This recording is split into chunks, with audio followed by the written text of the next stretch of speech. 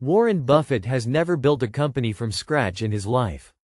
Not one. Every major fortune he made came from buying businesses that were already generating cash. And he is worth over $130 billion. That is not a coincidence. That is a strategy. And nobody teaches it to regular people. Here is what they do teach you. Start a business. Build something. Grind for 5 years. Maybe it works. Probably it does not. 90% of startups fail within the first decade. You already knew that number. What nobody tells you is that the people at the top never play that game in the first place. They are buying what already works. And they are doing it with money that is not even theirs. This matters to you specifically because you are probably one decision away from a completely different financial life. Not a better job. Not a side hustle. One acquisition. One business that already has customers, already has revenue, already has proof that someone will pay for something.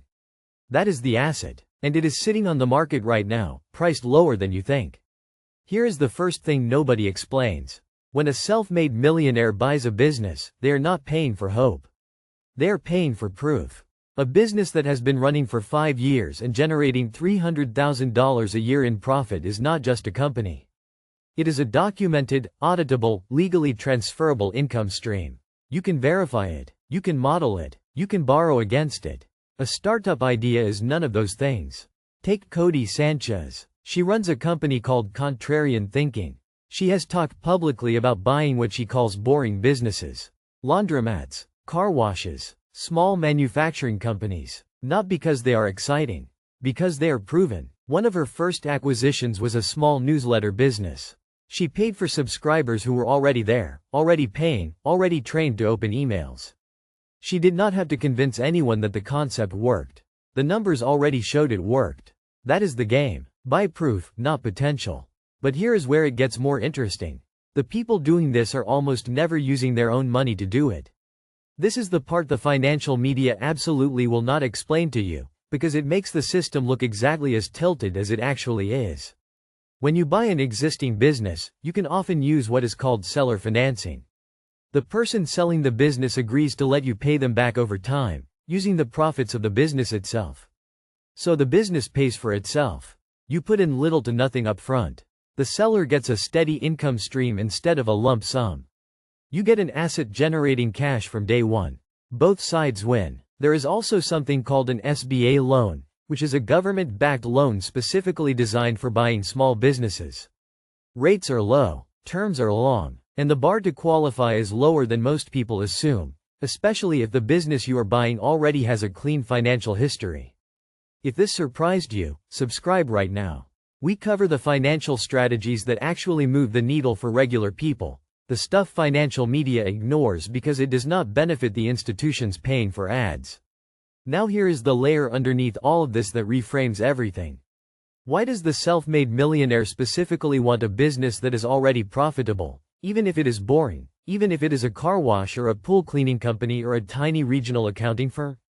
Because boring businesses have almost no competition from smart people. Everyone chasing the next app, the next crypto play, the next viral brand, they are all competing in the same crowded arena. Meanwhile, the unglamorous, cash-generating, 30-year-old plumbing supply company in a mid-sized city is sitting there with one owner who is 63 years old and wants to retire. He has no children who want the business. He has tried to sell it for 2 years. He will take less than it is worth just to get it done. That is where the real deals are. Not in Silicon Valley. In the unsexy middle of the economy, where 9 million baby boomer business owners are right now trying to exit businesses worth a combined $8 trillion. $8 trillion. And most of the people who could buy those businesses do not even know this wave is happening. So what do you actually do with this? You do not need to already be rich. You do not need an MBA. Here is a realistic starting point. Go to a website called BizBuySell. Right now, today. Filter for businesses doing at least $50,000 in annual profit. Look at the asking prices. You will see businesses priced at 2 to 4 times their yearly profit. That is the standard multiple for small businesses. A company making $100,000 a year might be listed for $250,000. With seller financing and an SBA loan combined, your out-of-pocket cost could be under $20,000. And in year 1, you are already cash flow positive. You are not betting on whether the idea will work. You are buying proof that it already does. The reason you were never told this is simple. Teaching you to invest in index funds is simple, scalable, and makes financial institutions money. Teaching you to buy a profitable business requires actual knowledge transfer. It cuts out the middleman. And the middleman does not want to be cut out. The wealthiest people in this country are not sitting in pitch meetings hoping a startup pops. They are buying durable, boring, already profitable businesses. They are using other people's money and the business's own cash flow to pay for it. And they are collecting checks while the rest of us are told to keep grinding and hope our startup is the 10% that survives. You are not behind. You just did not know the rules. Now you do. Hit subscribe. Because next, we are going to break down exactly how to find a business worth buying in the next 30 days, and what to look for so you do not get burned. That is the video you cannot afford to skip.